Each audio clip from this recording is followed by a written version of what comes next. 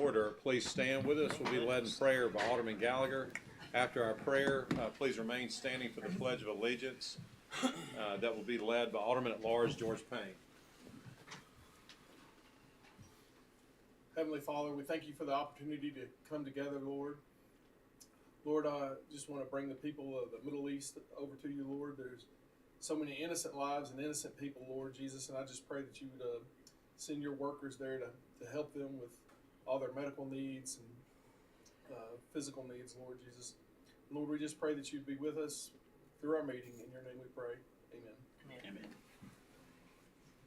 I pledge allegiance to the flag of the United States of America and to the republic for which it stands, one nation, under God, indivisible, with liberty and justice for all. First on our agenda this evening is the approval of minutes for the October 17, 2023 meeting. So move. Second. We have a motion by Alderman Hoots, second by Alderman Jerome. Is there any discussion? Hearing none, roll call. Alderman Payne. Yes. Alderman Hoot. Yes. Alderman Jerome. Yes. Alderman Gallagher. Yes. Alderman Rivas. Yes. Alderman Flores. Yes. Okay, that motion carries. Next on our agenda is engineering work authorizations for the Snowden Lane and Nell Road projects. This is what I had briefed the board on recently. You know, as the Snowden district has developed, and obviously the Getwell traffic has increased as well. It's going to be ever so important to improve our traffic grid in that area.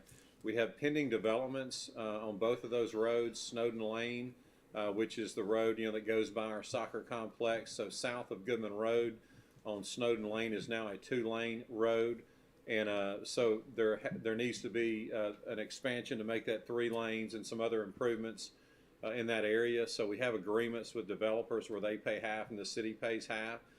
Same type situation on Nell Road, just west of Getwell Road going towards Tullahoma.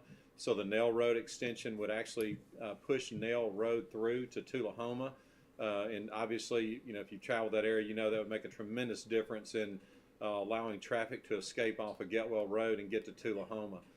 So both of these projects have private developments that have arrangements where they pay 50% of this. So the city needs to be preparing for our 50%. And obviously the design has to be done. So what we're proposing tonight is that we hire Civil Link to design both of these projects. I'll make that motion, Mr. Mayor. Second. Okay, we have a motion by Alderman Payne, a second by Alderman Gallagher. And is there any other discussion, follow-up questions or anything? And Dan Cordell is in the audience if needed. We already got that money to do that with. So. Yeah, what we'll do on these, it's going to be a significant amount of money. And do you know that I did not bring, last week I brought, I'll get that for all of us. But anyway, you know that I have a capital improvement spreadsheet that we use frequently and, as a working document. And so I have the exact numbers on there. I'm sure Dan has it. But anyway, what we'll do as far as the funding is, by the time the majority of the money is needed, it'll be 2025.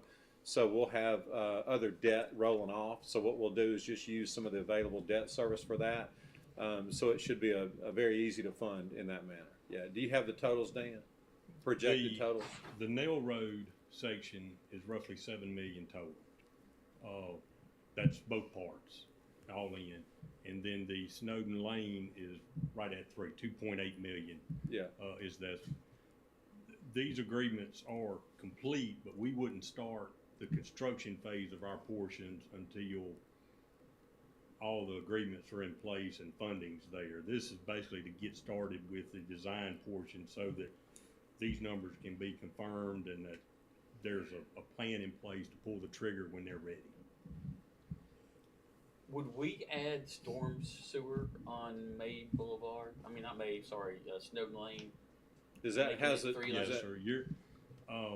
It's kind of tight, and Right. the typical section to go to 3-lane does go a little bit on the west side where the development's happening, but we're also going to be developing into the soccer field side. Well, because it dips. Basically, a lot of room there is ditch, and so all that'll be piped. And Okay. so you'll have curb gutter, a barrier which will help protect soccer fields. And basically, if you look at the lights for the fields now and where they tie in, if you can imagine a slope from there going up, and then there'll be a curb and gutter section. Okay. So the ditch area will basically go away.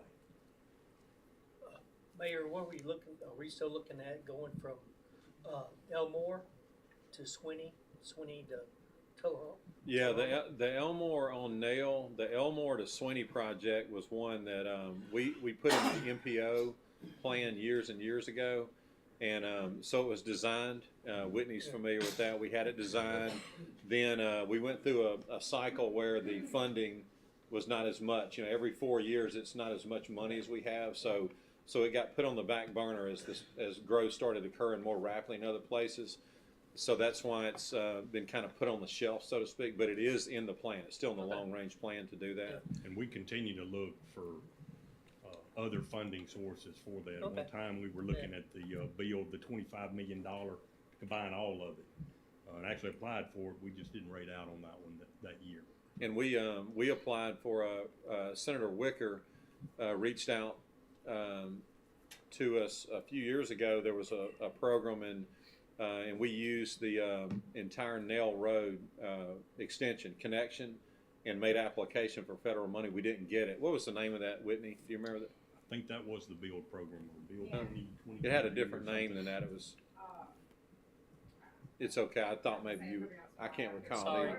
Yeah. But we did make so that the long range plan for the city is eventually to run make Nail a east-west corridor. It needs to be. Yeah, and so we'll continue. But I remember it was $22 million is what the estimate was to do that. The Roger Wicker brought in for us, but it was just too big of a project altogether, so we had to find a way to fragment it. Yeah. And that side was super expensive because of the wetlands and the bridge, and this side had so much traffic because of Getwell Road, so we kind of prioritized that way versus the. But we still have the design, so we'll still keep that in the works. And like I said, we'll still keep looking, as Dan said, for other different programs that could help us with the funding of it. Any other discussion about these two projects? And so, George, Alderman Payne, to answer your question, so the money, if you do half of that, you're looking at basically 4.7 million, something like that. We may tie in the one of the MPO projects that we have running the trail south of Church Road or to Church Road.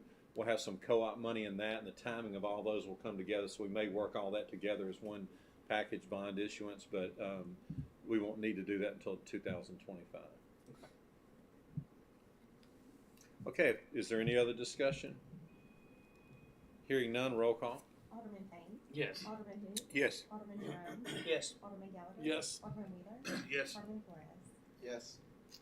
That motion carries. Thank you, Dan. Next on the agenda is a resolution to amend our property maintenance code. Mr. Nick Manley, City Attorney. Yes, Mayor and Board, this resolution was previously discussed at a prior meeting when we amended the property maintenance code. At the time, we took out reference to trees and went back and have revised that language to basically provide more clarity along with more specifics in regards to trees being or overgrown trees being a violation of the property maintenance code, to limit it to where an overgrown tree or overgrown vegetation or other dead plant life can become infected by rats, mice, other rodents, snakes, vermin, wild animals, such that it threatens the endangerment of the community or the public life and safety of the citizens. So that was the direction we took with it from the discussion we had at the prior meeting, to provide more clarity, and then also so that it would not be as overbroad and be more specific in the violation itself. So tonight it's being presented for approval. Once it's approved, it'll go into effect 30 days from now, assuming approval. So any questions, I'll be happy to answer. So Mayor, this is, like we talked about before, the illustrations you showed us, like with the overgrown shrubs and. Yes, sir. What we did is we left the other and just added one to specifically address these. So like, you know how we were talking about bushes, you know, the height of the roof line and all that, we didn't touch that. And we just added one that specifically addresses the trees. And then, so what our code enforcement team was expressing concern about is not necessarily the trees like up against the house, but trees in general that are not kept to where all these conditions that are in there, you know, apply. And so I sent y'all those pictures that code enforcement sent to me showing you examples of why it's needed. And it affects public safety too, like, you know, for visibility. Sometimes it, you know, it can be an extreme, not just a barrier, but it becomes a visibility issue for public safety if someone's trying to, you know, address either a crime or someone that's in need in a residence. So that's why it affects, you know, that as well, in addition to the, you know, the rodents and the, you know, the pests that like to make their home there.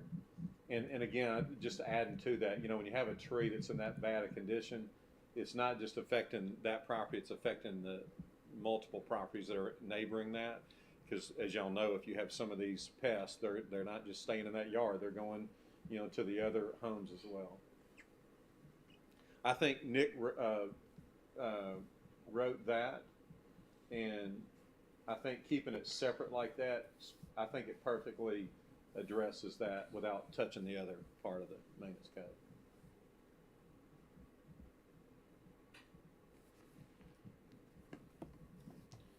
So is there a motion to approve it or I'll make a motion. further discuss? I'll make a motion to amend the city property maintenance code. Okay. Second. We have a motion by Alderman Wheeler, second by Alderman Payne. Any further discussion? Hearing none, roll call. Alderman Payne. Yes. Alderman who? Yes. Alderman Jerome. Yes. Alderman Gallagher. Yes. Alderman Wheeler. Yes. Alderman Flores. Yes. That motion carries. Next on our agenda are two change orders for fire station number 5. Yeah, these are change orders. They don't require action. These have already been approved based on the approval you gave at the time of the award of the contract. We need to enter these into the minutes. There are 3 change orders. The first one is just increase the number of days, 17 days. The second one is adding steel as part of the steel for the training room for an amount of $2,332. And the last one is the amount of $21,630 for the block plan for the mezzanine, which was affecting the steel door liners for the garage. So these have already been approved and signed based on the authority you previously gave. So tonight, just make a note that these are being entered into the minutes tonight for fire station number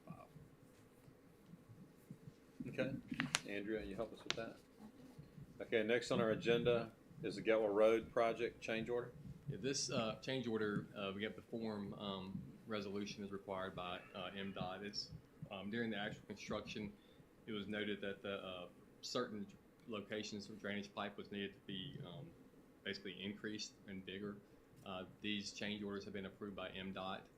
So tonight, I need to approve the change order in the amount of $16,318 for the additional pipe as required for the project based on the actual conditions after construction.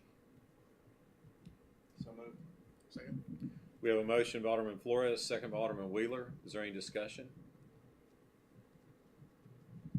Hearing none, roll call. Alderman Payne. Yes. Alderman who? Yes. Alderman Jerome. Yes. Alderman Gallagher. Yes. Alderman Wheeler. Yes. Alderman Flores. Yes. That motion carries. Next on our agenda is our municipal questionnaire. The authorization tonight to approve the questionnaire as part of the city's audit. This is required. It has been completed by Edie McElwain, and it is in compliance with the state laws and the statutes as far as the advertising and the questionnaire requires. So tonight, as part of our audit, we need authorization to have the questionnaire approved and for signatures by the mayor. So moved. Second. We have a motion by Alderman Flores, second by Alderman Payne. Is there any discussion? Hearing none, roll call. Alderman Payne. Yes. Alderman who? Yes. Alderman Jerome. Yes. Alderman Gallagher. Yes. Alderman Wheeler. Yes. Alderman Flores. Yes. That motion carries. Next on our agenda is approval of our Bank Plus agreements and pricing. Yeah, these what we're wanting to do this year, what's been suggested this year is part of the purchasing the boxes that we did last year, is to offer a 3-year contract and a 1-year contract for those purchases. So the 3-year contract, you would have be locked in for 3 years for the purchase of the boxes at the Bank Plus Amphitheater, and you would have a better rate over those 3 years for the per seat show, as opposed to the 1-year agreement, which would just be obviously for the 1 year, but it sets these form agreements set forth the requirements along with the conditions for the boxes and the price and the timing of payments. So it provides more stability along with consistency and structure for our program at the amphitheater. So tonight the request is to approve the the pricing for each box for the 3-year contract and the 1-year contract, along with approving the form contract as presented for the 1-year agreement and the 3-year agreement. And then as those are signed individually for those boxes, they'll be entered into the minutes similar as we did with the artist agreements in the past. So happy to answer any questions. I think this will provide a good way forward and provide also with a good contract to head off any issues and or complaints or that may come up based off of not having a contract in place for those boxes. I'll make that motion. Second. We have a motion by Alderman Wheeler, second by Alderman Payne. Is there any discussion?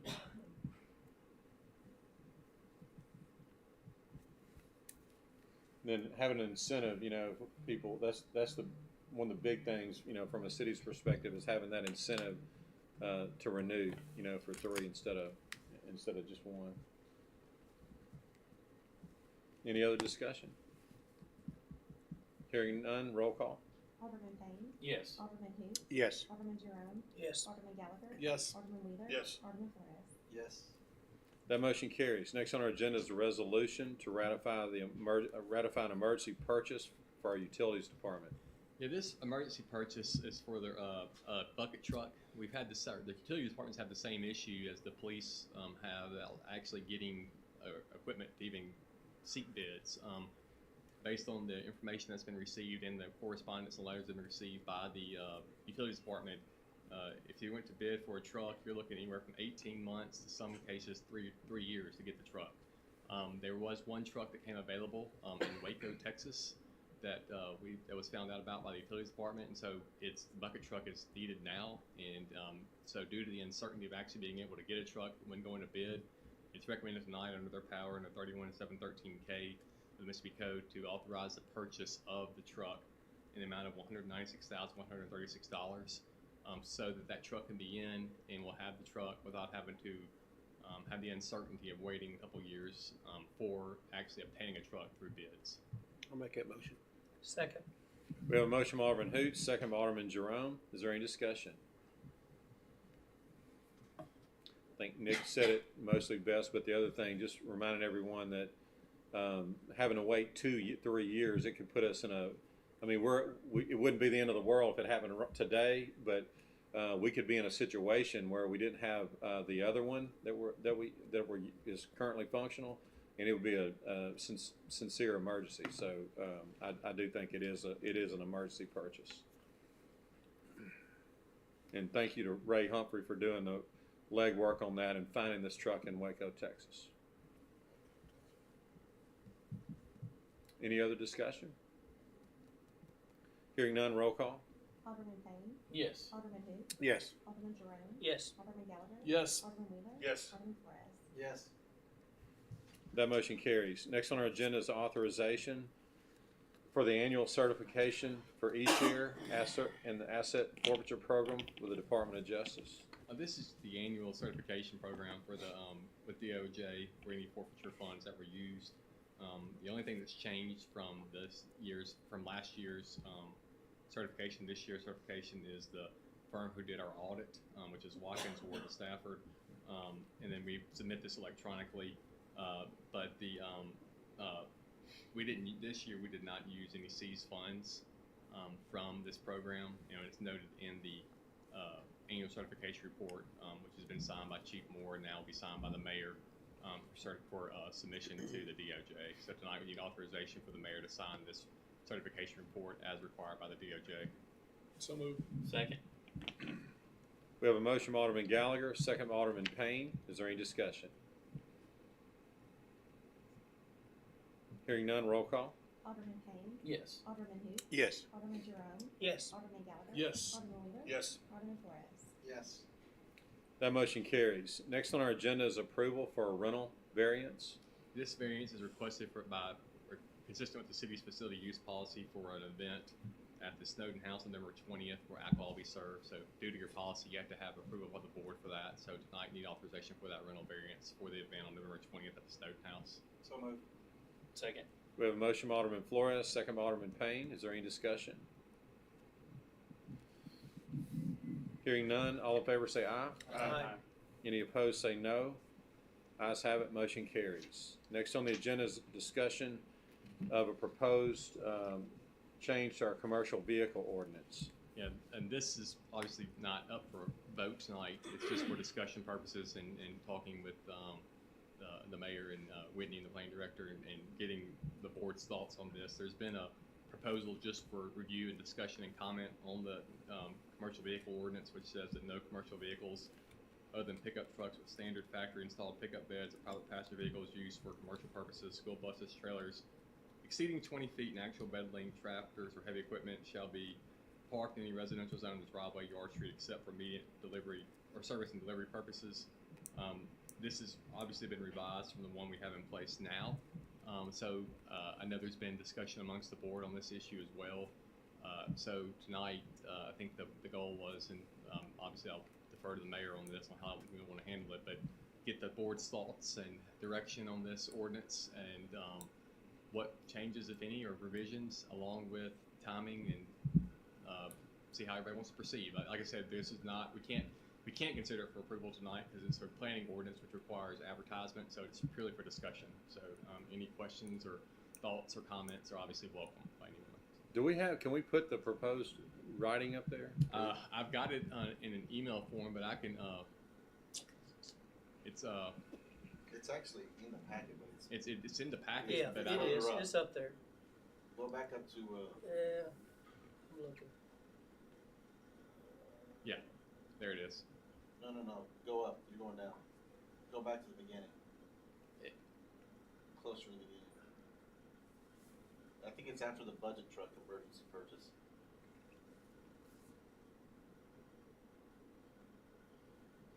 Go up. Can y'all move up and see if you can find that for us, please?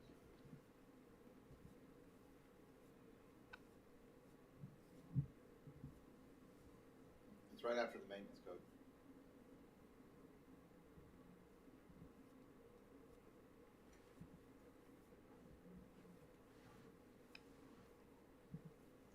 So while they're looking for that, I'll go ahead and take this time just to kind of update the discussions that we had. So we've had citizens that have reached out to us, and we had a large ordinance public meeting a couple summers ago, and we addressed a lot of ordinances that had become outdated. And y'all may remember, and we made a bunch of changes, and one of them was the commercial vehicle ordinance. And we thought we had hammered it down, it was working well, but the problem is that as truck manufacturers have made adjustments, even in 2 years, really the key indicator to determine what's a commercial vehicle, what's a personal vehicle, was gross vehicle weight rating. And so we based our last ordinance on that rating, and even insurance, that's how insurance policies differentiate what's a commercial vehicle, what's personal. But what we learned, and our citizens pointed this out and they have a great point, is that you can have personal vehicles, really that are pickup trucks that have a same GVWR as commercial vehicles now. So it really doesn't make sense that you decide on what's a commercial vehicle and what's a personal vehicle based on that. So what we did is just, and again, like Nick said, this is what we've done with it, just to start the talk with y'all to make sure we get this right. Because this is a very touchy issue. This is an issue that you can't make everybody happy. The two things that we're juggling with this is if you allow commercial vehicles unlimited to park in residential neighborhoods, you get everything. You get things that are just simply undesirable from a property value standpoint. You'll have a lot of citizens that will echo that. They'll say, I don't want to see that. I don't want to see that when I walk out my front door and in the driveway. So to preserve your property values in your residential neighborhoods, you've got to have an ordinance that addresses commercial vehicles. But then on the flip side of that, like I said, the other hand that's juggling is, we want to be conscientious of the fact that, a lot of people make their living, then they have to drive a company vehicle home. And so we don't want to create unnecessary hardships for those people also. So we want to, if it's not something that's really bringing down property values, we want to be as lenient as we can to help our citizens that need to bring a commercial vehicle home. So y'all get the two things that we're juggling there and why we're doing it. So where we landed with that is taking out the gross vehicle weight rating, and instead, let me read it, and I'll just kind of get into this again. I know Nick read it, but I may stop and just kind of add emphasis where we changed it. So to start, we decided in a residential zone, we want to start by restricting commercial vehicles because we know that brings property values down. When you allow most or a lot of HOA covenants, they restrict all commercial vehicles. A lot of them won't even let you put a sticker on a private passenger automobile. That's how serious they view the effect it has on property values. So starting with this, no commercial vehicles other than pickup trucks with standard factory installed beds or private passenger vehicles used for commercial purposes. Let me stop right there. So what that would do is it would stop the argument of somebody having an F-350 or a Dodge 3500 or something like that, which is a huge vehicle, but it's still built with a standard truck, and it's not really any more detrimental to property values than a F-150 is. It's a pickup truck. So with a factory installed standard bed or private passenger vehicles that are used for commercial purposes. So like you see real estate agents, you see insurance people, you see a lot of professional people will have a vehicle that has it's a car, SUV, van, but it could have a sticker on it or something like that.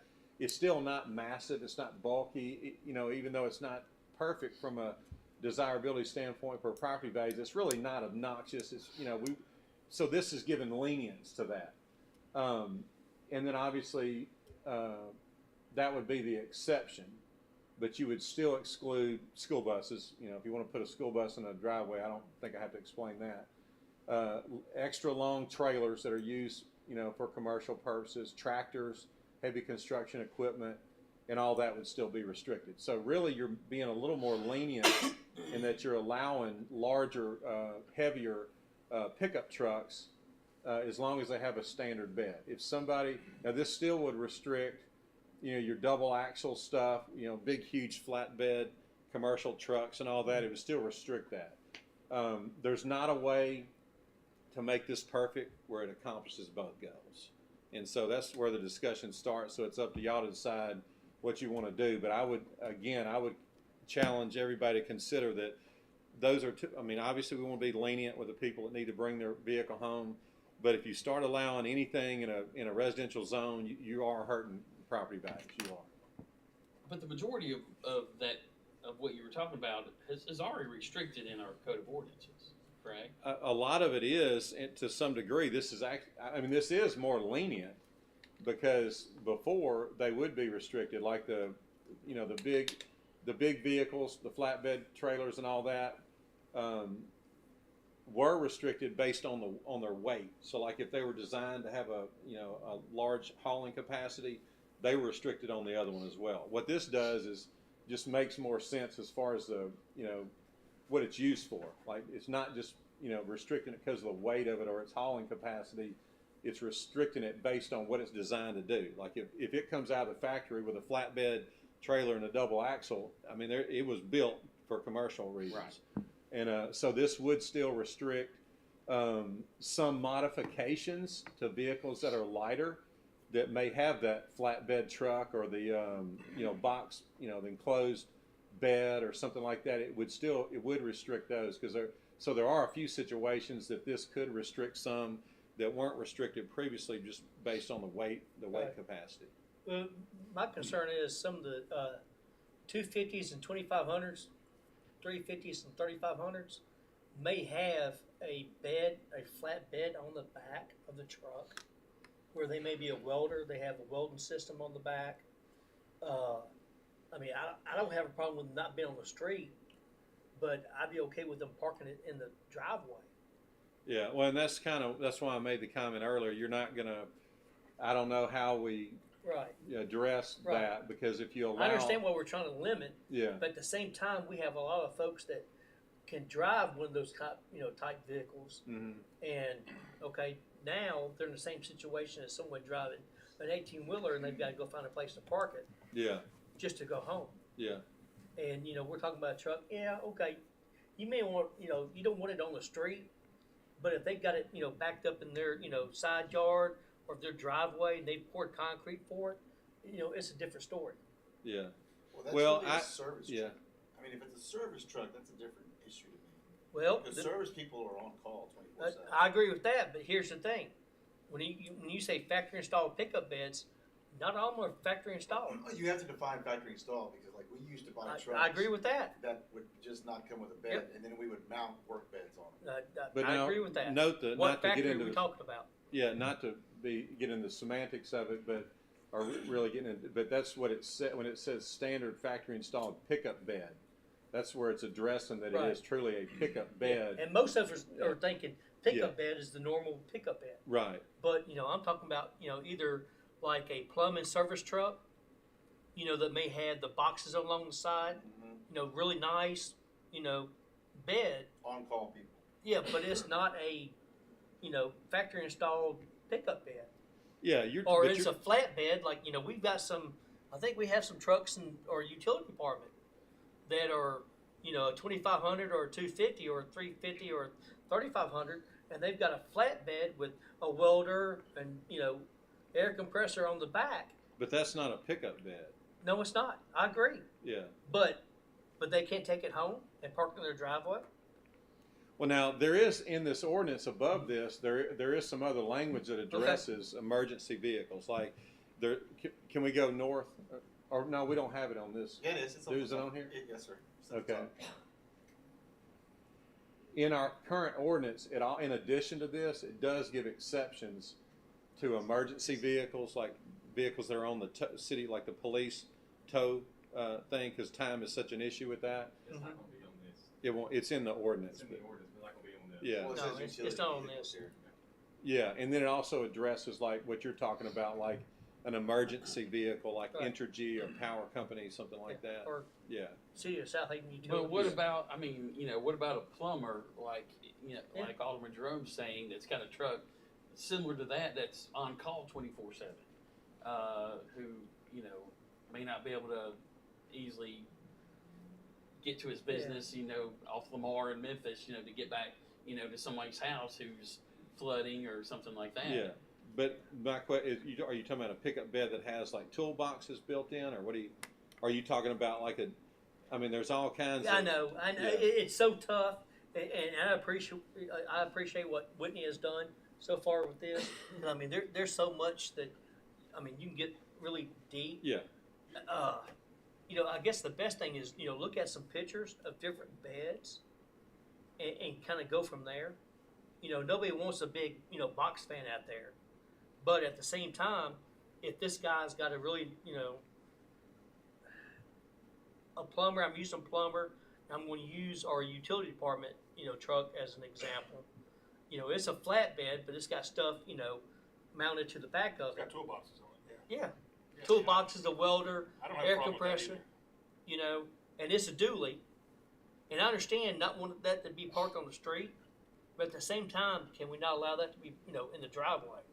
And at the same time, even if it's not a dually, but it's a, 250, 2500, 350, 3500 plumbing truck, and some of the newer ones, it's a pickup truck with a toolbox bed on the back, even, single tire on the back. Well, this would prevent that because that's not a factory installed bed. No, it doesn't say that you couldn't. Can we go back, please, again? It's not saying that you couldn't add things to it. It's saying that it's a standard pickup bed. So, you'll have a lot of people, even just for personal use, that will add, toolboxes and a lot of stuff like that to a standard bed I'm going to pickup. find a picture. Send it to you. Yeah, but that's I kind of will. where I was going. I know. I'm going to Yeah. have to. And so, I'll say it again.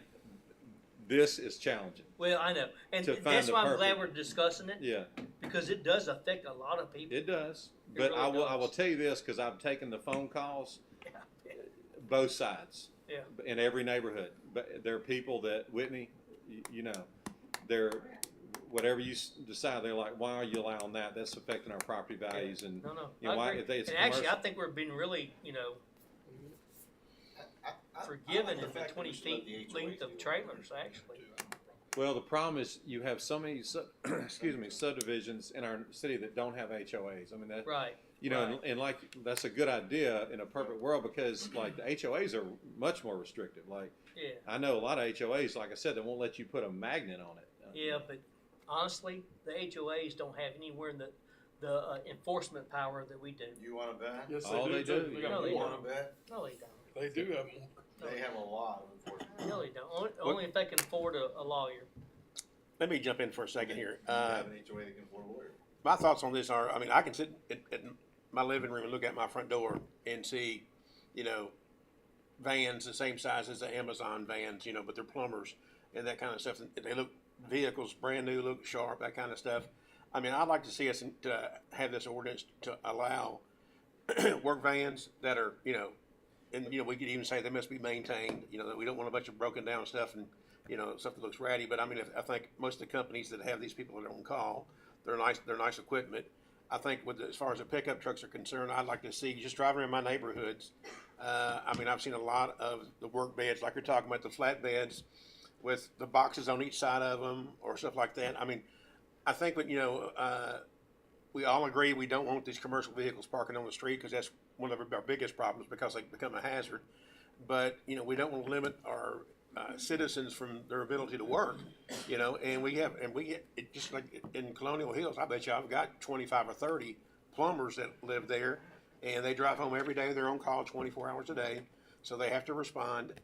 So, I mean, I'd like to see us rework this to where it addresses that. It says trucks with work beds and vans and work vans. You know, and we know when we're talking about work vans, it could be the same size of like an Amazon. You know, wait, those Amazon trucks. delivery, that's a delivery cargo van. That's not. But I mean, but they use those as, I'm talking about the size of it. It's what I'm talking about. You're You know, talking about Sprinter vans. yeah, you know what I'm talking about, that size there. You know, I mean, I think we all agree we don't want box trucks in there. We don't want, you know, 18-wheeler trucks in there. You know, we want something that fits on your driveway.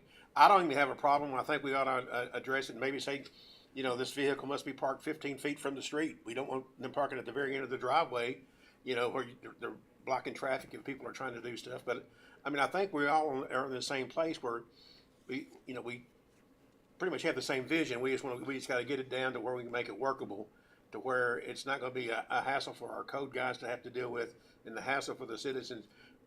I think if we were to do it like I'm talking about, I think it would address probably 95% of what we're talking about. Yeah, and that's why we want to achieve that goal. But the question then would be, well, first of all, let me state this. I agree. I think a lot of people would agree that on street and the driveway are two things, but that's not the only thing we're trying to address here. Right. Right. If it's visible, there are many citizens in this city that's not appealing to them. They don't like Yeah. that, Right. and they're going to expect this board and me to advocate for something that protects our property values.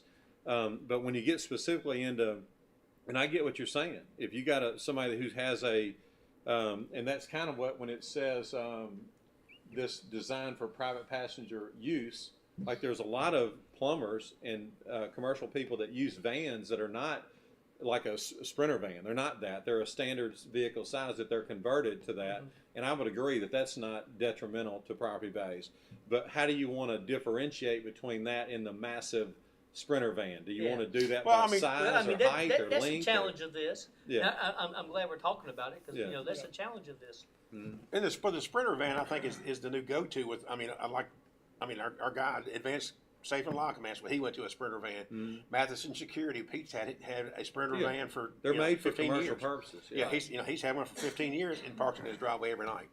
And I think another challenge would be if we do prohibit these things here, where are they going to park at?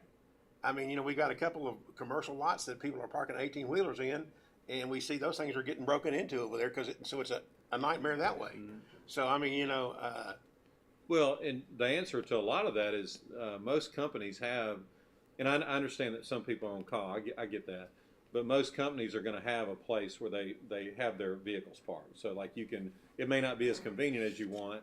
And then again, just being fair that, you know, whatever your profession is, you have to consider that before you know, buy that house or go in that profession. You know, it's not, again, it just, I'm just trying to tell you about both. You're going to have citizens that are going to be like, man, y'all, I can't believe y'all are allowing that. And then you're going to have some, and I'm sympathetic to that too. I mean, I don't ever want to create a difficulty where there's not a solution for somebody, but I do think a lot of people have solutions. They just don't want to do. It may not be as convenient for them as parking it in a residential neighborhood. But I was just trying to move the ball down the field a little bit. Like, so you're saying add vans to this, but do we want to put a size restrict? How do we Gotta have a length measure restriction. that? Yeah, I mean, I'd say a length. In height, Yeah, length and height will probably take care of that. And the other thing is, I got to be fair to my code enforcement officer. We got to have an ordinance that's simple. I mean, you know, they can't get out there with a measuring stick. Yeah. You know, they got to be able to, you know. yeah, they kind of do now with trailers from the curb. Yeah, but that's, I mean, a trailer's a little different. And instead of, you're talking about height and length, and I mean, you know, it's got to be a practical ordinance for us to be able to manage it fairly, you know. But so possibly add vans, but possibly with a length and height. And so talk to me, y'all. Flatbed, big bed trucks with dual axles. I mean, we okay with that or no? Not dual axle, But you have no problem with a flatbed truck. a dually. I think we need to call them a work bed because there's a difference between a flatbed and a work let's bed. talk about a single axle dually that has a flat bed on it, that has maybe a welder, air compressor, or something like that mounted to it. Yeah. So But how they're not do 30 we feet long. again? How do we differentiate that and put parameters on that? Anything over 2 axles? But that still doesn't change the bed. So no problem with a flatbed, just a general flatbed truck in the. If it's a single axle. I think to me a flatbed and a Single work bed axle are with a different. certain length. A flatbed you can put stuff on top of. You can load stuff on like the wreckers and stuff. Yeah. You know, you put a work bed is gonna it would cover the racks on each side of it with the cabinets they have to work with and that kind of stuff. So I mean I think our code guys would know what a work bed is if you said it could have a work bed on the back of it, but it just can't be. It's too vague. It's gonna have to be descriptive. It's too vague. I mean, We want to make it easier for them. We don't want to make it. well, I mean, it may take a little bit of work that may not be solved tonight. No, I'm just like I said. I'm just trying to move the ball down the field. We don't have to solve it tonight, but I'm with you. But we got to I'm good hear with from it, y'all, like what 'cause your thoughts are. You know. I don't like them on the street because Yeah. they take up so much room, especially the dualies, whether it's a standard bed or a flat bed or a service truck. It takes up room, and some of our streets are kind of narrow. So we agree. We agree. No dual axles, y'all.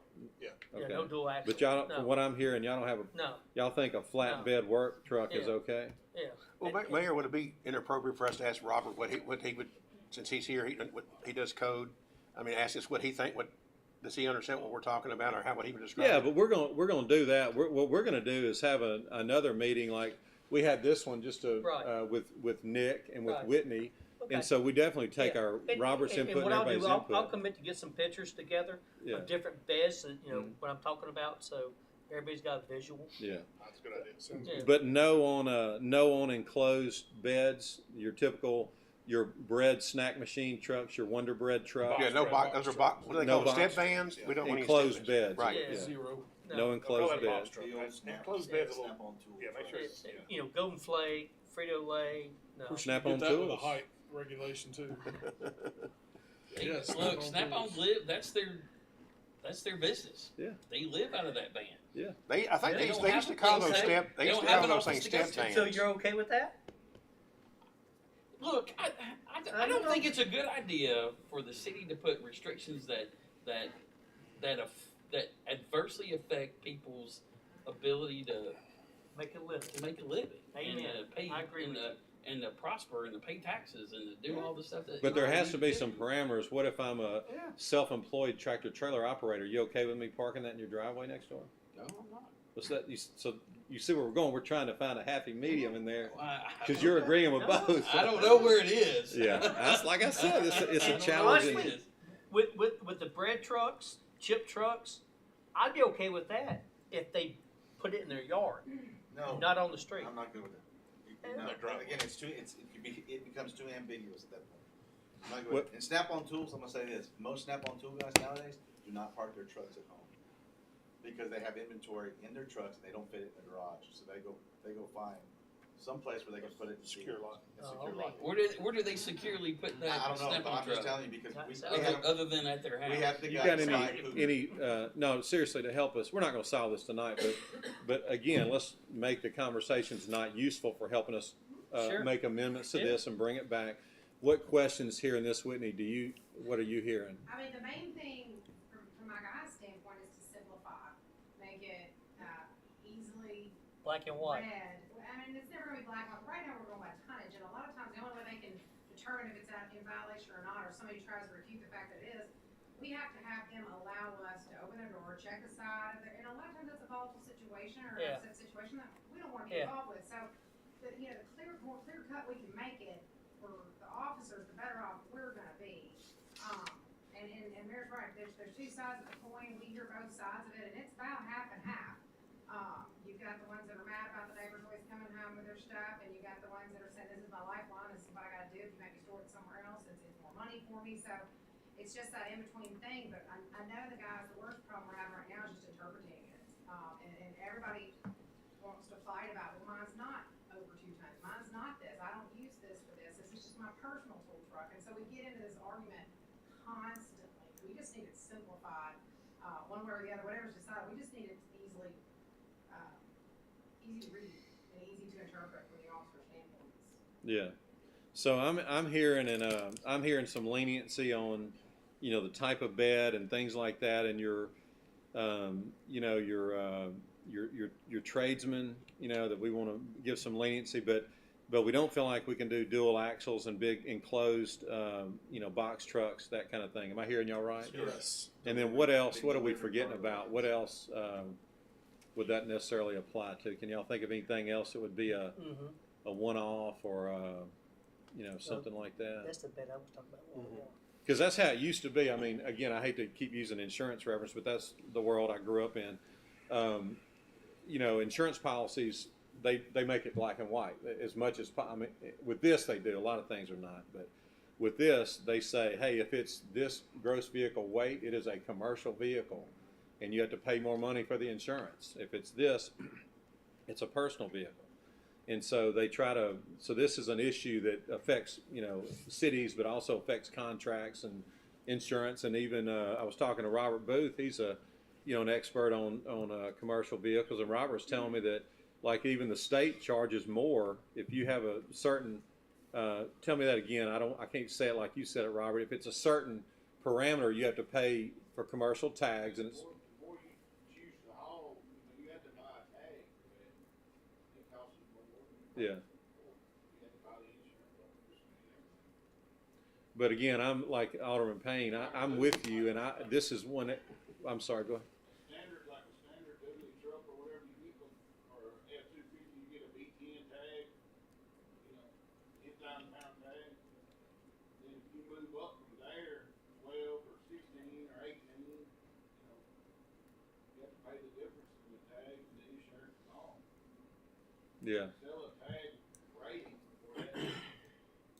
But so what we were trying to do is, like, again, do some deductive reasoning here and try to, what is the goal that we're trying to achieve? It's not the weight of the vehicle, even though, like I said in the past, and like Robert's talking about, the weight of the vehicle and load capacity determine is it commercial or personal, but we're trying to look at it from a property value standpoint. Is it a negative?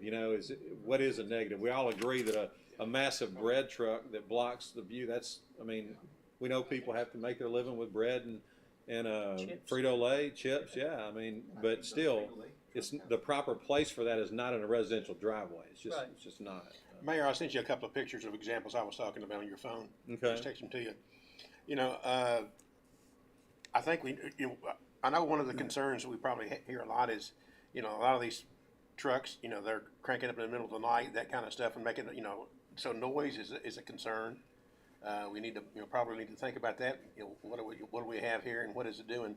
I think that was one of the big concerns with the wreckers all the time, leaving and all different times of the night. They'd crank those diesels up and, wake up half the neighborhood, that kind of stuff. But if you, again, I'm just pointing out how challenging this is. If you got a F-250 with a diesel engine, it's the same thing, and a lot of people have those just for personal use. Right. You crank that thing You up, got an it's entire just as street loud. that's hearing it as soon as it cranks up. You don't hear them anymore. I can go crank mine up, you won't know it's not good. I know. You ain't heard about F-150 with straight pipes. Hey, That's not the maybe, biggest issue. maybe They not dump yours.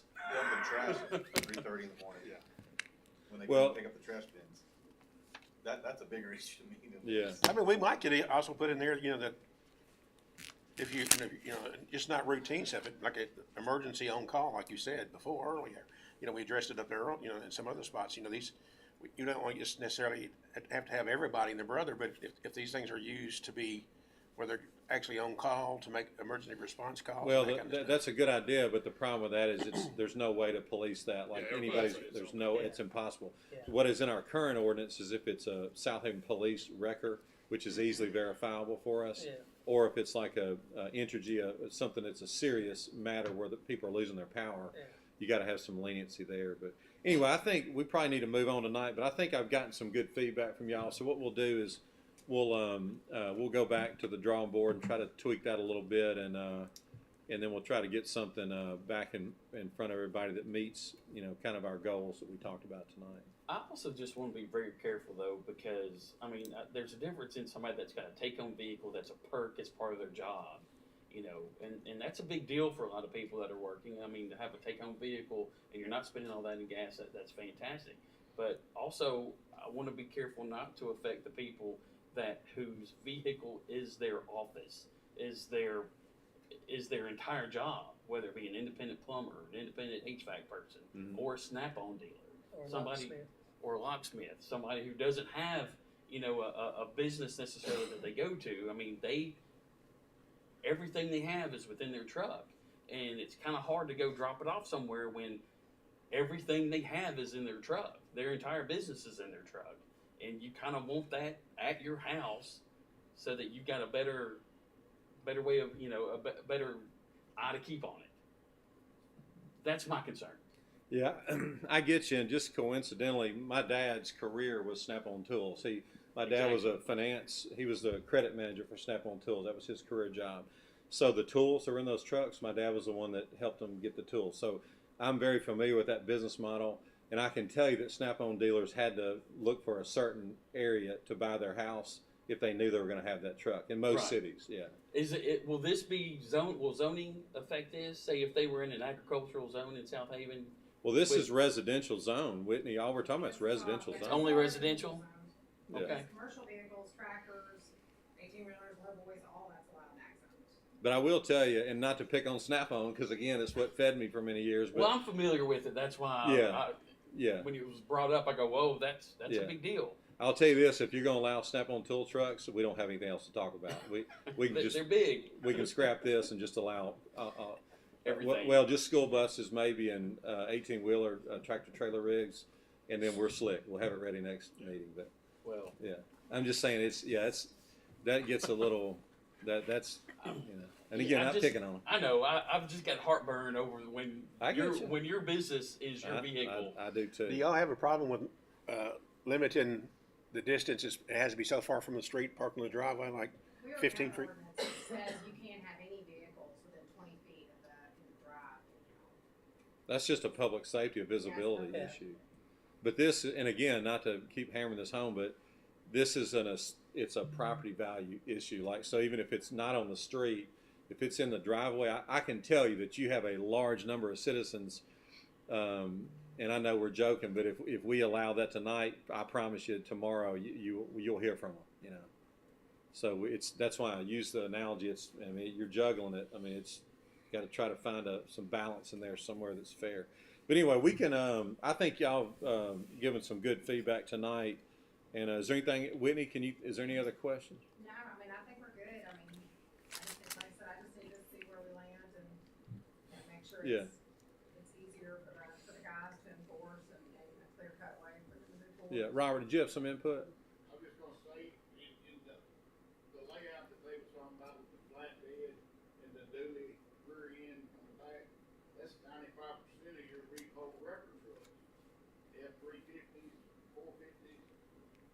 they're single axle, dually truck, but they're wrecking, they're off the work.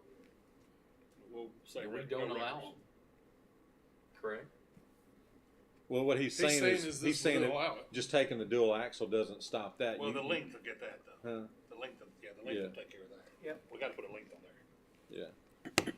we can get, we can get wordy. The attorneys like to no offense, Nick, but they like to get crazy with the words, so we can definitely let them go. But again, like Whitney's saying, after a while, it gets challenging, like to apply it, if you're having to do these number of things. But anyway, that's some good input. Let us work on this some more, and we'll keep working on it. Before we move on, anybody got anything else specific? Okay.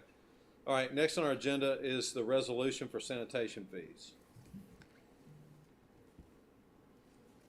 Just the fees that have been paid, authorize the lien for a hold on the tag until it's paid. What he said, I'll make that motion. Okay, we have a motion by Alderman Hoots. Is there a second? Second. Second by Alderman Payne.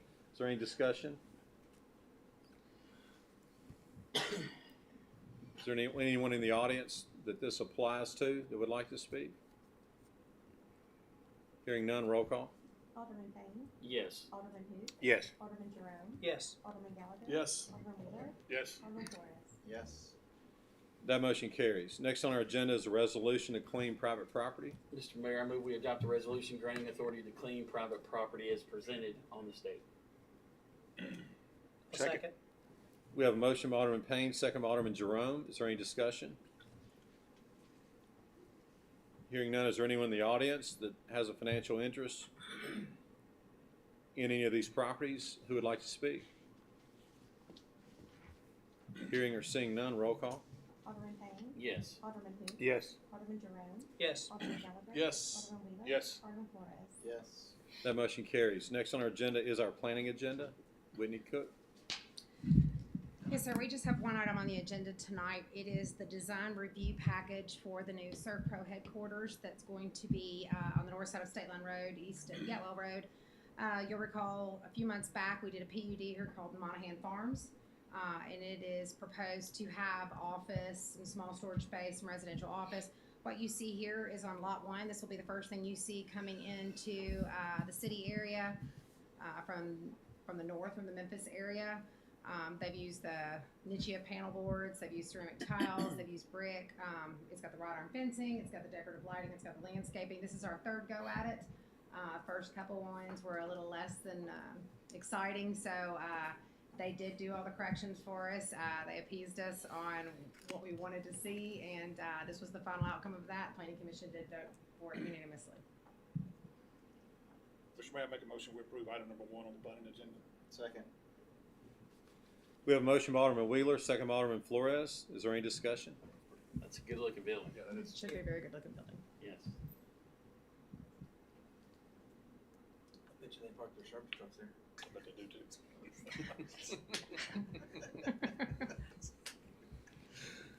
Any other discussion? Hearing none, roll call. Alderman Payne. Yes. Alderman Hoot. Yes. Alderman Jerome. Yes. Alderman Gallagher. Yes. Alderman Wheeler. Yes. Alderman Flores. Yes. That motion carries. Thank you. Next on our agenda is our mayor's report. Got several things tonight. I'm going to try to move fairly quickly. First of all, just announcing our Veterans Day luncheon is this Friday. The Veterans Day luncheon, just if someone is going, just need to reserve a place with Christy Faulkner. But it's going to be at the Community Safe Room on Highway 51 again, like it has been in previous years. Our guest speaker this year is DeSoto County Sheriff-elect Thomas Tuggle, who is a combat veteran, a former Marine that served in combat. So he's going to, if you haven't heard Thomas speak, he's an impressive speaker. In fact, I vote him the most impressive speaker in DeSoto County. This guy can get your blood going, get you fired up, and he's going to be a great sheriff for us. But he's got a great story to tell, and he's going to be a good speaker for us on Friday. Y'all know that in the past we've joined the county, the other cities in the DeSoto County in the imagery cost sharing. That's for our maps. They fly that. do it in the, usually in the winter months when the leaves are off the trees so they can, capture the new streets and all that. Whitney uses it daily, don't you, Whitney? And then they're proposing now to renew it again. We had decided or thought in Southaven, Whitney, that doing it every 2 years was okay. Yeah, it's not enough now. It's not enough. That no one else thinks it's enough either. So what they're proposing is that we join everybody, and they're going to fly it like twice a year. They're going to fly it in the winter months and also fly it again in the summer months for like real estate agents when they're trying to show a piece of property when it's at its most beautiful state. And so anyway, they've asked for us to approve. Olive Branch had a deal. They had their own deal because they were wanting to do it more frequently than everybody else. So they're not. It's not time for them to renew yet. So they would be out of it. But eventually, they've indicated that they probably will join us, which will bring the cost down again. But for now, basing it on population, if we join this where we fly it, get it twice a year, it would be $12,943. So if y'all are good with that and want to vote on that, I can let the county know that we'll participate in that with all the county know. That's annual, and that is doing that is locking in a 3-year. Let me give you these numbers again. The $12,943 is locking in a 3-year deal where it doesn't go up for 3 years. If we just do 1 year, it's $10,977. I'll make the motion for 3 years. Okay. Second. We have a motion by Alderman Flores, second by Alderman Gallagher. Any discussion? Who all has access to these? It's used by so many different things. Anybody. It's public, yeah. I use it. It's the county website. Now, a lot of people don't know how Yeah, to do it. the GIS. Yeah. Oh, yeah. So what it is, GIS? Yeah, Yeah, that's what it it's is. open to the whole public. Yeah. Yeah, it's much needed. I just didn't know, and thank you for that, Whitney. But at one time, we thought, just trying to be efficient, we could do it every 2 years. But the rest of the cities feel like it's needed every year, and you obviously do We're too. growing You know too that fast. Right now, in Silo Square basically doesn't exist right now. And that's Yeah. really hard when you're trying to research or investigate from a code enforcement standpoint, utility standpoint. I mean, it's vital to have as much, as up to date as you can get anyway. Okay. Any other discussion? And Alderman Flores again made the motion, and it was seconded that we participate and lock in that 3-year price. Hearing no other discussion, roll call, please. Alderman Payne. Yes. Alderman who? Yes. Alderman Jerome. Yes. Alderman Gallagher. Yes. Alderman Wheeler. Yes. Alderman Flores. Yes. Okay, and that motion carries. Next, just want to give you a brief update. Y'all know that we finished our first concert season at our renovated amphitheater. And in past years, well, first of all, let me say this. We know that the amphitheater, the purpose of that, we know people love concerts. It accents our parks program, gives us something special there that nobody else in this general area has access to, unless you get into downtown Memphis at the Mud Island, which I don't even know how that's doing these days. But we've become the premier. The Bank Plus Amphitheater in Southaven has become the premier outdoor entertainment venue in North Mississippi and the Memphis metro. So y'all know we made the major investment. Had our first year. The most concerts we'd ever had previously was 8. This year we had 12 concerts. Basically, the amount of money that the city made in the past, generally since its creation, was about $150,000. The most we ever made was $237,000 in I think it was 2018 when we had Santana at Springfest. But for the most part, we really never made more than $200,000 a year. So this investment, the report to you tonight is, and that's why we did this. We hired, contracted with the CVB, the same producer that's producing the concerts at the Landers Center, produced our concerts here. I think you did a really good job. The whole team did a great job. So what this looks like is in the first year, and we expect to do better, but we made $632,000 this year.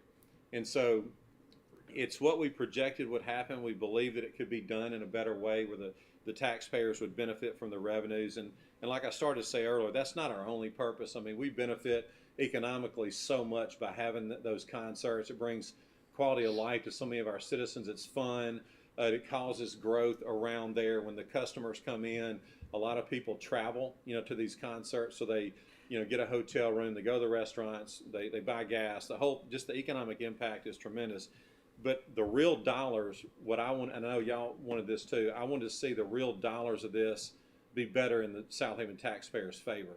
And the report tonight is we've done that. So we've taken it from about $175,000 a year to $632,000 the first year. We believe that we will continue to build on that. As I reported to you in the past, we did have some upfront cost with ancillary equipment and things like that that have put us, we didn't make money in year one, but those things will be offset by revenues as we continue going forward. So we'll definitely, the report is this will be in the green. This will be a money maker for our city. But anyway, I'll get the exact details. Any questions about that? Some things we don't want to, we don't want to get in too detailed discussions on the actual production because there's some confidential stuff with the artists there. But any specific questions about how we did in that, y'all reach out to me, and I'll get you that information as well. So it's a good update tonight. We have all three of these things kind of affect Ward 2 in the revitalization and redevelopment of the West End District. And I could talk about this for an hour, but I'm going to make it quick. Y'all know that the city, like every other city, when the older business districts in a city, as things evolve economically, economic demands change in cities. And in our original business district that was created in the early 60s at Main Street and Highway 51, that's affected that. I mean, it started in the early 1990s. Things started as we started developing to the south and to the east. A lot of business, it changed the economic values, real estate values of this area. So a lot started going the other way. So I know as long as I've been mayor, that's been one of my priorities to try to revitalize the original business district.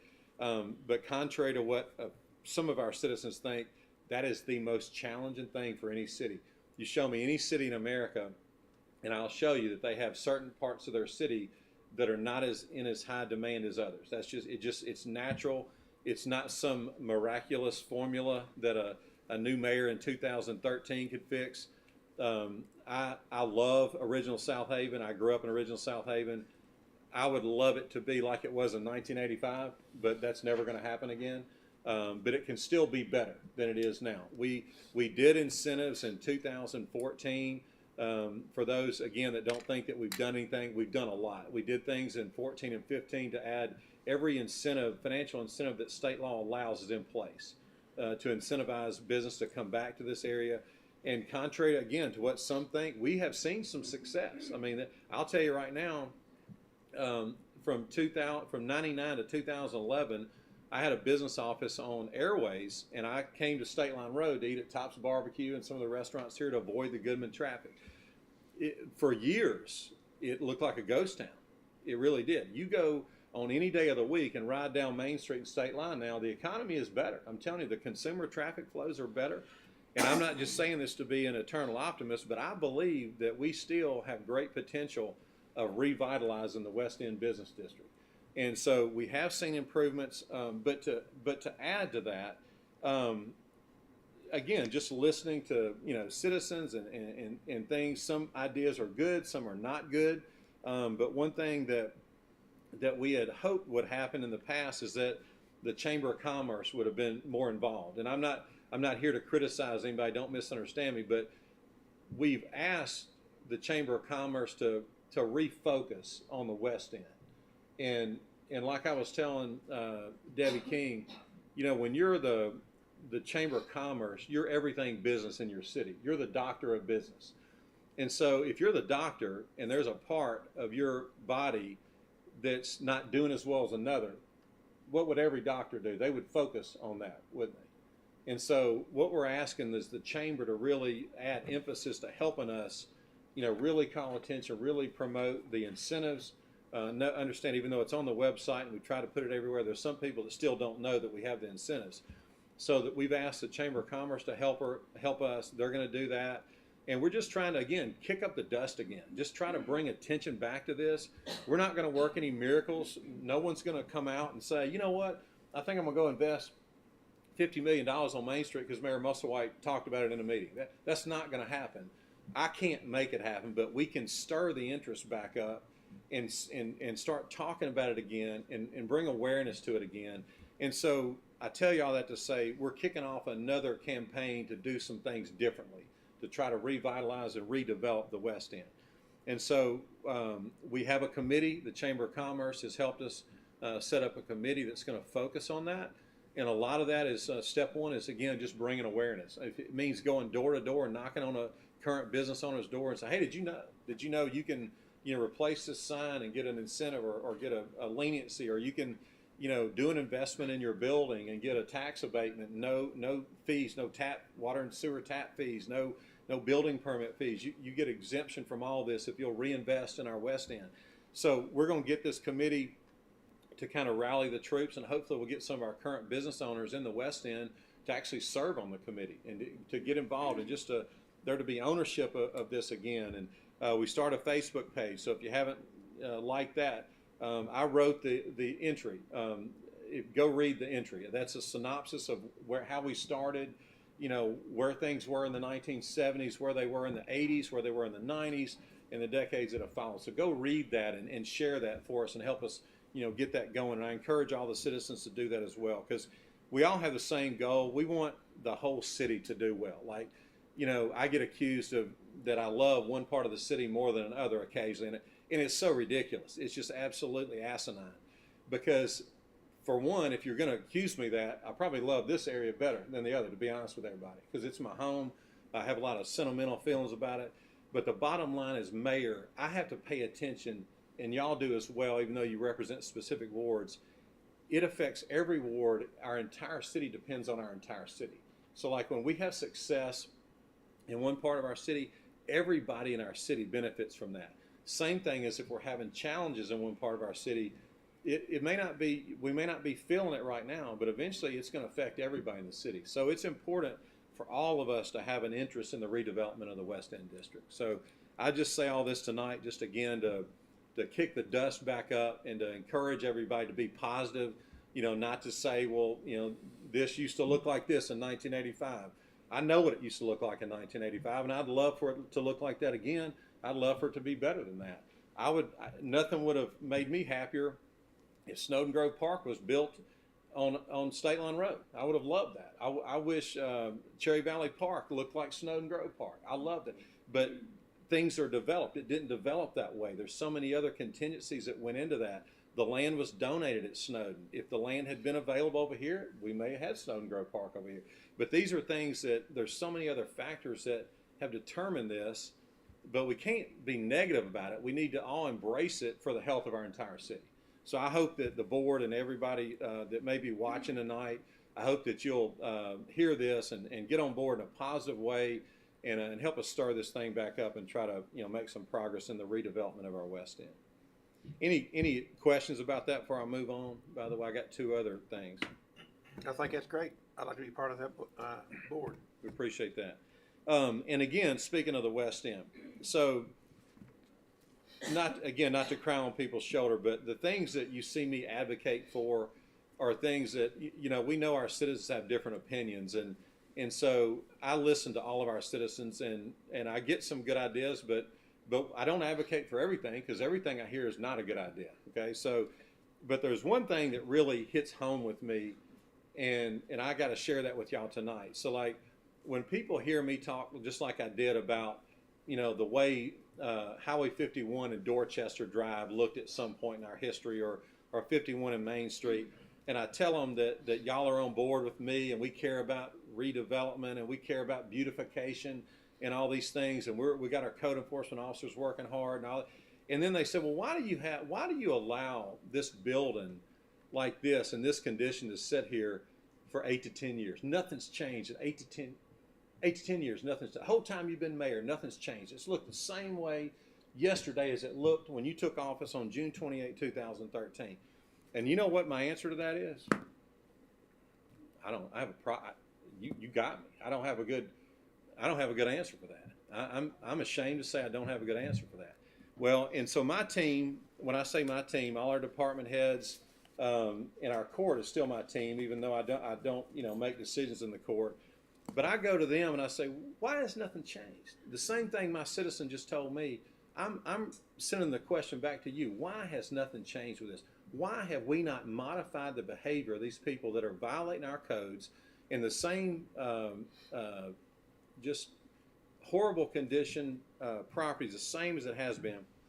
And we get into, that gets complicated, get into all kinds of things. But I say all that to lead you to the old Highway Baptist Church property. And y'all know that we had a gentleman in here a few meetings back that came in and made some comments about why it's in that condition.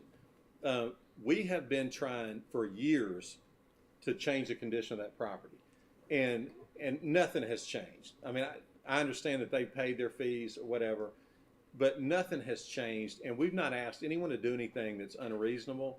But we're at a situation now where I have to answer to our citizens, why does it look like that? Why have y'all not done anything about that?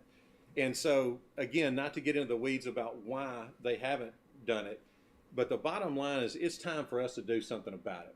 What we're doing now is not working. So it's time for us to condemn that property and demolish that.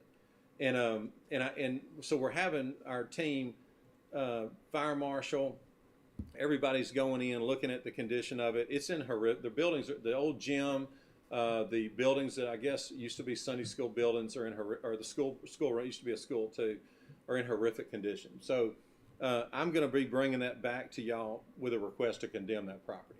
And because it's a high-profile location, our citizens want to know why we've done nothing about it. It's time that we do something about that. So I want y'all to be thinking about that because that's going to be back in front of you in the very near future. And we'll have a lot of data to provide to you as well. Any questions about that before I move on? Is there anything operating in that vicinity No, at all? there hasn't been anything operating there in years. I know people that went to school there. I mean, Sure, Highway Baptist Academy was a great place. The church was a great place back in the 1970s. And I know lots of people that went to church there and went to school there. But no, it's not being, I don't know what they're telling Whitney. I don't know what they're saying, but I can tell you there's not. I mean, look at the building. I don't even know if it's safe to go in any of the buildings They're anymore. trying to say that they're occupied for church. We haven't found any evidence of that. It's just a couple that basically is maintaining it as best they can, but it's become a safety hazard at this point. Yeah. We get a lot of complaints on it. So. And if any of the owners or their attorneys are watching tonight, my door is wide open. I've been pleading to talk to these people so if they want to come talk to me, if we got a better solution, I want to hear it. But just doing nothing and nothing changing is not acceptable. We got to do something different. So, all right. So the next thing that is related, and this is the last thing that's related to our West End, is Cherry Valley Park. You know, I mentioned Cherry Valley Park. I'll go ahead and tell you, I've used this term to Wes. Cherry Valley Park is hallowed ground in Southaven, Mississippi. And if you don't understand why, then ask somebody. If you're too young to understand that, ask somebody.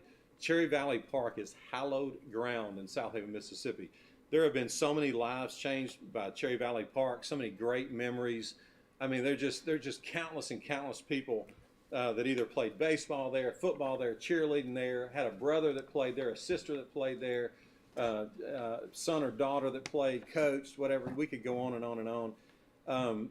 The demise of youth football, again, we could talk about this for hours, but fall baseball and soccer, the involvement, and there's nothing bad about that, but they have killed youth football in our city. So it's not too many years ago that every age classification, we had 6 to 7 Southaven teams. We're lucky to have one team per age group, like 7 and 8s, 9, 10s, 11s, 12s. We're lucky if we can put together one team now. We have tried everything under the sun to kick back interest up. As y'all may know, we have a former NFL defensive end, Delwan Robinson, that works for us in our Parks office. He played 5 years for the Houston Texans. We sent him in his Houston Texans jersey to the elementary schools to try to drum up interest, to get the kids handing out flyers, try to get kids involved. So we've done about everything in the world we know of to kick back up our football program.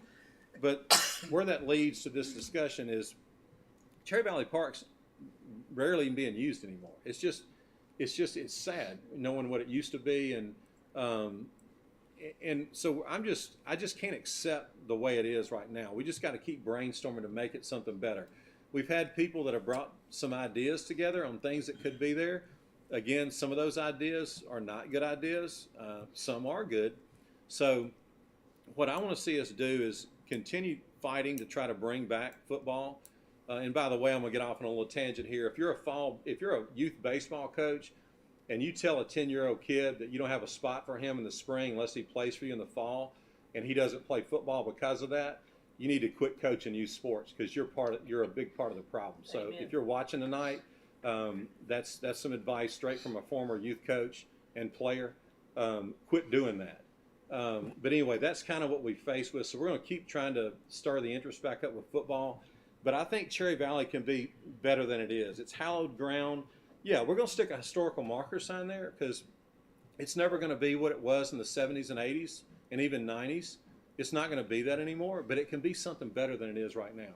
And so we're going to keep working to try to find that. So one of the specific ideas that we're researching, y'all know that we've had people talk about the skate park, and I still stand by the decision to close the skate park where it was the right decision.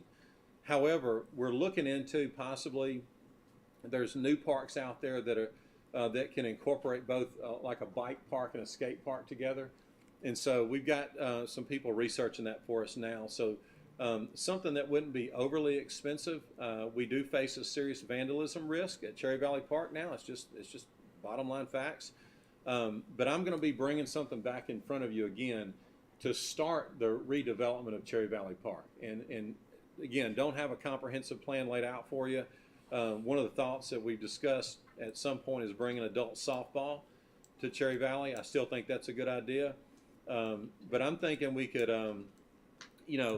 take the advice of some of the citizens and maybe start small, maybe bring back a bike skate park and see how that works. Maybe use some of the new technology with cameras, to help minimize the vandalism, stuff like that. Possibly put a gate, to monitor the traffic after dark there. We have a lot of bad things that go on after dark there now, unfortunately. But anyway, I just want to warm y'all up to that and let you know I'm going to be bringing something in front of you to start the revitalization of Cherry Valley Park in some form or fashion. Mayor, I would like to add something. I mean, it would be nice if we could start locking that park up after dark. Yeah. I mean, I think it's, closing the gates and maybe have, the guy that does the arena, maybe when he gets off. Wes agrees with you, and we've talked about that, and we've thrown a lot of things around. Had some meetings with Chief Moore and Wes together, and again, we got to be careful that we don't duplicate mistakes. You don't want to keep repeating the same mistake, but we believe that there could be, some things we can't do that would bring more negative than good, but there's, the old saying, don't let what you can do stop you from doing what you can. I think that we need to focus on that. There's some things that I believe we can do, and, that's one thing that will allow us to, to have positive change there is to use a gate. And then I think there's some, modern cameras that we can use that have more functions that previous technology didn't have that could help us. We're not going to put a police officer there 24/7 and guard the park. I mean, I've had people that expect us to do that. The answer is no. We're not going to do that. That doesn't make good sense. But there are some of these other things that we can do that I think that help us manage the negatives and make it a positive thing again. Yeah. But I appreciate you saying that about the gate. That is definitely something that we'll do sooner than later.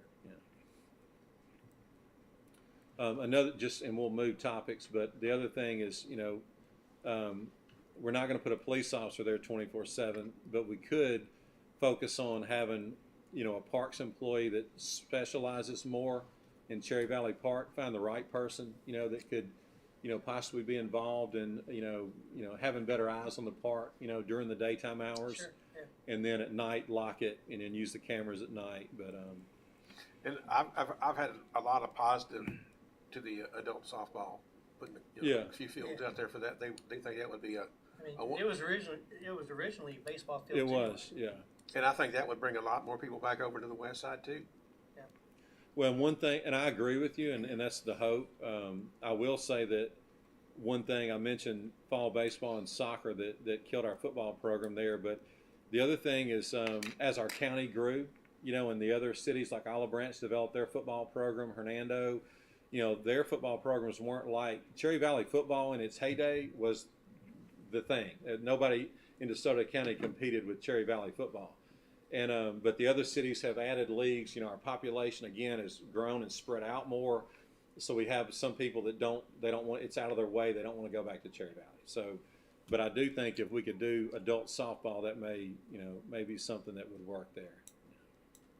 But thanks for those comments. I know it's long tonight, but that's some stuff that I'm very passionate about, and I know a lot of our citizens are. I know that they are. So I hope that y'all will forgive me for being a little long-winded this evening about that. But the good news is the mayor's report is over. All right. So next on our agenda is our personnel docket. Mr. Mayor, I move we approve the personnel docket as presented on this day. Second. We have a motion by Alderman Payne, second by Alderman Hoots. Is there any discussion? Hearing none, roll call. Alderman Payne. Yes. Alderman who? Yes. Alderman Jerome. Yes. Alderman Gallagher. Yes. Alderman Wheeler. Yes. Alderman Flores. Yes. That motion carries. Next on our agenda is our city attorney's legal update. Nothing tonight. Next on our agenda is our utilities billing leak adjustment docket. Mr. Mayor, I move we approve the utility bill leak adjustment docket as presented. Second. We have a motion by Alderman Payne, second by Alderman Hoots. Is there any discussion? Hearing none, roll call. Alderman Payne. Yes. Alderman who? Yes. Alderman Jerome. Yes. Alderman Gallagher. Yes. Alderman Wheeler. Yes. Alderman Flores. Yes. That motion carries. Next on our agenda, we have two claims dockets. Mr. Mayor, I move we approve the claims docket number 1 in the amount of $4,488,548.93, including demand checks. Second. We have a motion by Alderman Payne on docket 1, second by Alderman Flores. Is there any discussion? Hearing none, roll call. Alderman Payne. Yes. Alderman who? Yes. Alderman Jerome. Yes. Alderman Gallagher. Yes. Alderman Wheeler. Yes. Alderman Flores. Yes. That motion carries. Is there a motion to approve docket 2? Mr. Mayor, I move we approve docket number 2 in the amount of $18,288.68. Second. We have a motion by Alderman Payne on docket 2, second by Alderman Flores. Is there any discussion? Hearing none, roll call. Alderman Payne. Yes. Alderman Jerome. Yes. Alderman Gallagher. Yes. Alderman Wheeler. Yes. Alderman Flores. Yes. That motion carries. Next on our agenda is the purpose of determining the need for executive session. So moved. Second. We have a motion by Alderman Gallagher, second by Alderman Wheeler. All in favor say aye. Aye. All opposed say no. Ayes have it, motion carries. The need this evening is the potential lease of city property, potential claims and litigation against the city, economic development within the city, personnel in police and fire departments, and interdepartmental personnel with no action. Is there a motion to declare executive session? So moved. Second. We have a motion by Alderman Hoots, second by Alderman Jerome. All in favor say aye. Aye. Any opposed say no. Ayes have it, motion carries. The mayor and board will now enter executive session.